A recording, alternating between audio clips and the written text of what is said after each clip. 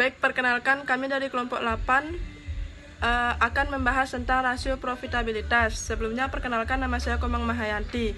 Di sini saya akan membahas tentang pengertian rasio profitabilitas. Yang pertama yaitu dari pengertian rasio keuangan. Rasio keuangan adalah alat yang digunakan oleh manajemen perusahaan dalam menilai keefektifan kinerja perusahaan dalam satu periode. Rasio keuangan juga digunakan sebagai alat evaluasi untuk lebih meningkatkan kinerja perusahaan. Selanjutnya, pada dasarnya, rasio keuangan terdiri dari 4 bagian, yaitu rasio keuangan likuiditas, rasio aktivitas, rasio solvabilitas, dan rasio profitabilitas.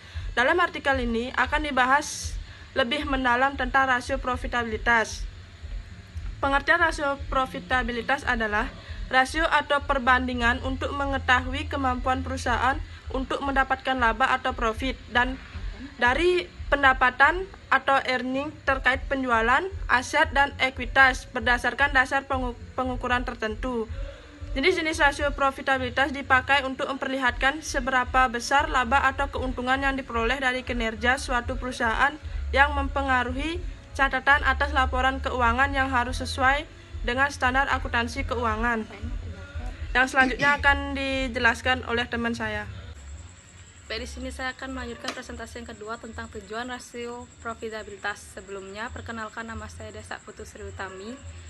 Menurut Kasmir, tujuan penggunaan rasio profitabilitas bagi pihak internal perusahaan dan bagi pihak luar perusahaan antara lain: yang pertama, untuk mengetahui besaran laba yang diperoleh perusahaan dalam satu periode tertentu. Yang kedua, untuk membandingkan posisi laba perusahaan tahun sebelumnya dengan tahun sekarang. Yang ketiga, untuk mengukur perkembangan laba dari waktu ke waktu.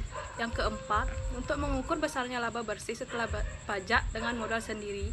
Yang kelima, untuk menilai produktivitas seluruh dana perusahaan yang dipakai berupa dana modal pinjaman maupun modal sendiri.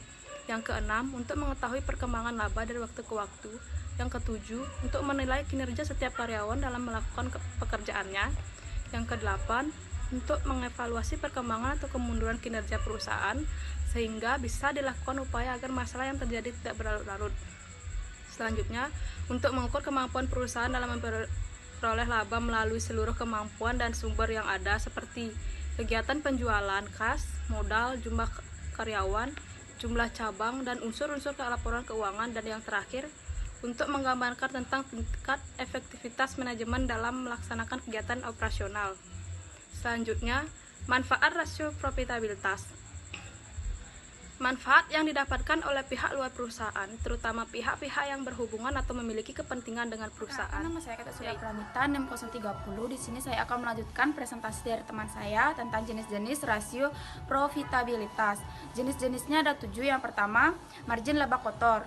Margin laba kotor adalah rasio yang mengukur efisien pengendalian harga pokok atau biaya produksi yang mengidentifikasikan kemampuan perusahaan untuk produksi secara efisien. Yang kedua, margin laba bersih.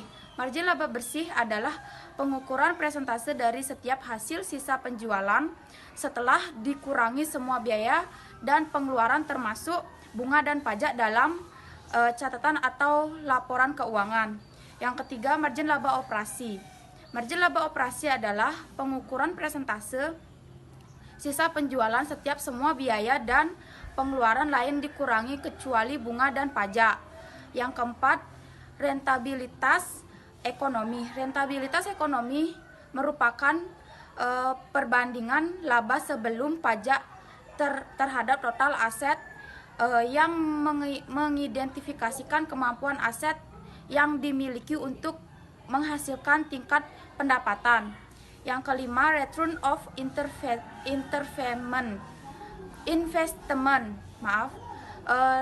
Return of investment merupakan rasio perbandingan antara laba bersih setelah pajak dengan total aktiva yang menunjukkan kemampuan perusahaan secara keseluruhan untuk menghasilkan keuangan dengan jumlah keseluruhan aktiva yang tersedia di perusahaan.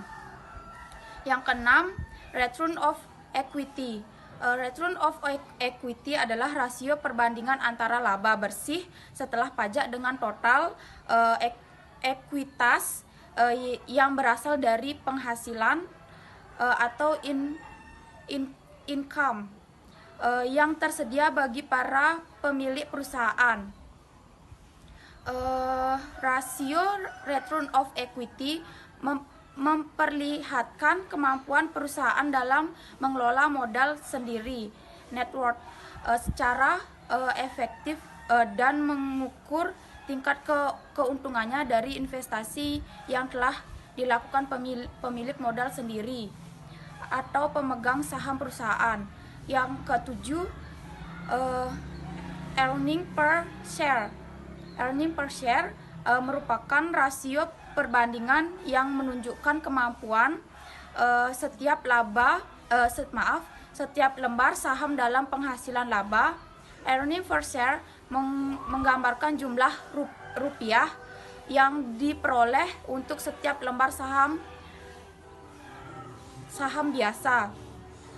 Earning per share adalah suatu indikator keberhasilan perusahaan sehingga umumnya manajemen perusahaan memegang saham biasa dan calon pemegang saham sangat terbaik. Kesimpulan dari presentasi kelompok kami yaitu rasio profitabilitas sering dipergunakan untuk mengetahui kemampuan perusahaan dalam menghasilkan laba.